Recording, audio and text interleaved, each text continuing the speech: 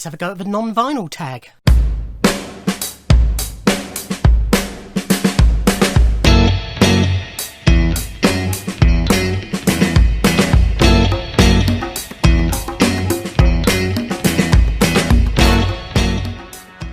Ahoy ahoy everybody, and welcome to my non-vinyl tag video. So last week, I think it was, you might have watched my vinyl tag video.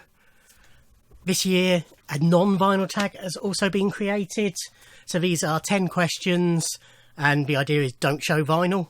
So question 1 is show CDs in mini album packaging or CD with unusual packaging.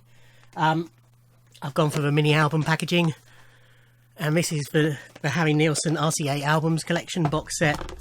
And these all come in vinyl replica sleeves. I've had many box sets that take this approach, but this was the first one that came to hand.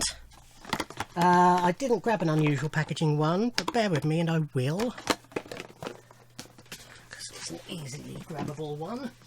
So this is Prince's Crystal Ball CD set, which was released in 90 something, and it's basically was outtakes, vault material, and there were 2 releases of it. This one, which is only available through his, I was going to say his website, but it wasn't a website in those days, his phone number, 1-800-NEW-FUNK, and then also a standard jewel case that was released to shops. This came purely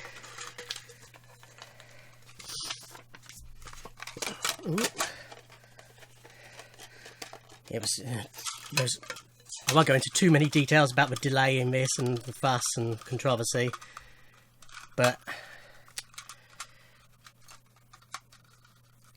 this came eventually. The idea was that it would be in crystal ball packaging. I'll just put that back in the wrong way round. It's going well. So it came like that. These you had to download from his website and print off yourself. This is a track listing. So it's come to be known as the Petri dish packaging, but it's 5 discs. So the first 3 discs are the Crystal Ball CDs, which, as I say, are vault tracks. The 4th disc is The Truth, which is his largely acoustic album, which is amazing. And then the 5th disc was only in this version of the set, and it contains Kama Sutra by the MPG Orchestra, which was the ballet he wrote for his wife Maite for their wedding. But yes, that's unusual packaging. Number 2, a music related book you always return to. Truthful answer is, at this stage in my life, there isn't one. Any music related books I just tend to read once and then store away. I have a memory for remembering stuff, so I don't tend to need to go back to them. The one I've grabbed is a representative one, because the actual one is buried. This is the Guinness Book of British Hit Albums, which is a list of basically up to whenever this was published, 1994, all the albums by artist that hit the UK charts. The actual book, which, as I say, is buried and I'm not going to fish out, is a British Book of Hit Singles, which is basically the same version but for singles. I used to refer to that one a lot when compiling quizzes. Nowadays, I've got the internet. It's far easier just to do it quickly on the internet, so that doesn't get used at all anymore, but that is representative of it. Question number 3, 3 CDs by the same artist in different decades. Now, most people who I've seen do this have shown consecutive decades, but I haven't, because why not? Prince would have been easy, but I've decided to go for Alan Price. So this is Between Today and Yesterday from 1970. Trust me to have a copy that has the reissue dates rather than the release date. '74, which is his joint best album. Then we have Liberty, and this is from 1989. And then from 2000 and I did Google it and I forgot, 2001 I think, 2002 rather. This is based on a true story. Question 4 is the box set you own with the most CDs in it. So I had a little look and worked it out, and the box set that has the most CDs in it is Bananarama In a Bunch. So this is a box set with CD replicas of all their singles between 1981 and 1993. And this has 33 discs, plus a booklet with all the details, and a poster. Double-sided poster, I think? Yeah. Covering both eras.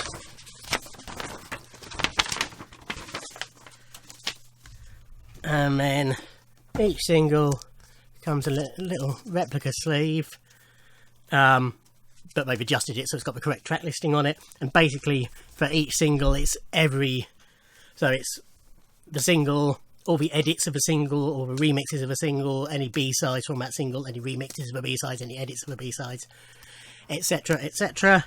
So overall, over the 33 CDs, that's the last one, see the first and the last, I mean that's got 10 different mixes on that one. Overall there are over 300 tracks on here. So yeah, 33 discs, that's the biggest. Number 5, show music related magazine. So I'm going to show you Q magazine. Specifically, I'm going to show you the final issue of Q magazine that came out a few months ago. September 2020 dated. I think it came out July. Maybe August, but I think it was July. I used to read, I've read Q ever since 87, 88, it's not long after it started, and I have every issue from when I started to the final issue. I think I've got one missing from somewhere. I've got a vague feeling it's got a U2 cover. But basically I was skint and just couldn't buy it that month. Eventually I subscribed, and I stayed subscribed up until it closed. To be honest, I stopped reading it properly about 2 or 3 years ago. I just got fed up with it being Kasabian and the 1975 all the time. They've always gone through, in each sort of era of Q, they've had their favourite bands that they've covered again and again and again. But for the first time, really, these were bands that had no place in my life. The last 4 or 5 issues I haven't read yet. That shows how disillusioned with it I had become, but I sort of kept with it out of loyalty. I used to also read Mojo and Record Collector. The only reason I stopped really was I just didn't have time to read them all. I subscribed, as I say, to Q. I still subscribe to Empire, the film magazine, and Private Eye. And between those and then any books I'm reading, that sort of does me. Because, you know, most of my reading's on the loo. So I don't get to read, I don't have time to read that much, unfortunately. But yes, Q magazine. I'll still pick up the occasional, you know, when Prince died, I picked up loads of the special issues, etc. But now, I mean, music magazines, don't buy any. Number 6 is show a non-music CD. I've got loads of these. As most of you know, I love comedy albums, so I have loads of comedy CDs. One that was to hand is this, which is Through It All I've Always Laughed. The memoirs of Count Arthur Strong. So, Count Arthur Strong, Steve Delaney, wrote an autobiography, and this is the audiobook of it, and it is hilarious. When you read the book, you sort of read it to yourself in his voice, but having him read it is even better. I will also show you, because it's quite handy. He says, this is going to be a contender for a number of discs, actually. I didn't consider this.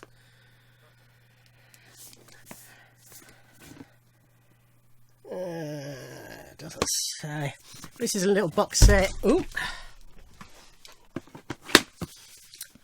By Audio Go, the Ian Fleming Classic Bond Collection Part 1. So they recorded, when was this? Quite a while now. Oh, this is 46 CDs, so this actually beats Bananarama, but it's not obviously it's not music. When was this? Let's see if I can find a date on them. 2012. Which would make sense, 60th anniversary. They recorded all of Ian Fleming's Bond novels, each one read by a different actor, all of whom, bar Spy Who Loved Me, because it had to be read by a woman, because of the nature of the novel, were actors that could have been considered for Bond. So this is the first set, which covers the first 7 books. Casino Royale's read by Dan Stevens, Live and Let Die by Rory Kinnear, Moonraker by Bill Nighy, Diamonds Are Forever by Damien Lewis, From Russia With Love by Toby Stevens, Hugh Quashie reads Dr. No, and Goldfingers read by Hugh Bonneville. There was the others, they were all available individually, but this was a Christmas present from my aunt. There was a second box set that had the rest of them in, or there was talk of it, but I don't think it ever got released, and so I haven't got round to picking up the rest of them, but I want to. I know David Tennant does one of them.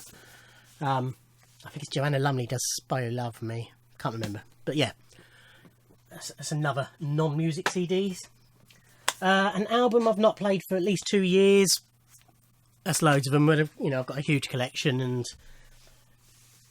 as tends to be the case, I mostly listen to the stuff I'm buying in. I don't often go back. Stuff comes up on shuffle on my iPod, but otherwise, so just had a quick glance and thought, what shall I grab? And I decided to grab The Fat of the Land by The Prodigy, because I don't show much dance music, because I'm not a huge dance music lover, but I do love this album, featuring the hits Smack My Bitch Up, Breathe, and Firestarter. Great album that I haven't listened to for at least 2 years. Showing music-related DVD. I have done a few videos showing all my music DVDs. Wanted to grab one that I particularly like, that's a good example. So I've picked Blue Movies by the Blue Tones. So this is a compilation of all their videos up until 2007. And they do really good videos. They've got a good sense of humour, and they're friends with funny people. So Matt Lucas and David Walliams appear in one of them. Edgar Wright directs one of them. Marblehead Johnson, they're all in fat suits playing football and stuff like that. They're really good videos. And he's got audio commentaries on all of them, and Matt and David come in, and Edgar Wright comes in. So it's a lot of fun, and it's also got a load of Top of the Pops appearances as well. Question 9, an album that disappointed me. That's got to be Countdown, which is a compilation of Pulp's early material. It sort of goes backwards, so they've done it from 1992 to 1983. So His and Hers was the first Pulp album I bought. I'd seen them doing Babies on something. Might have been Top of the Pops, might have been Kids TV programme, I can't remember. Loved it. So I bought the album, loved it, became a big fan. When Different Class came out, bought that. I mean, Common People had been out quite a while before Different Class came out. Common People, I think, is one of the greatest songs ever written. Loved Different Class. So then this was released to sort of cash in on my success, and it's sort of a best of their IRS years stuff. Do I mean IRS? Fire Records years, that's what I mean. IRS is REM, wasn't it? Their Fire Records era. And I can't remember if I've ever actually listened to this all in one sitting. There's a couple of decent tracks on here, but by and large, they're slow dirges that lack the fun of Pulp. Jarvis's lyrics weren't at the stage that they got to on the good stuff, basically. Yeah, really struggled with that. Hugely disappointed. So much that I've never gone back and bought their earlier albums.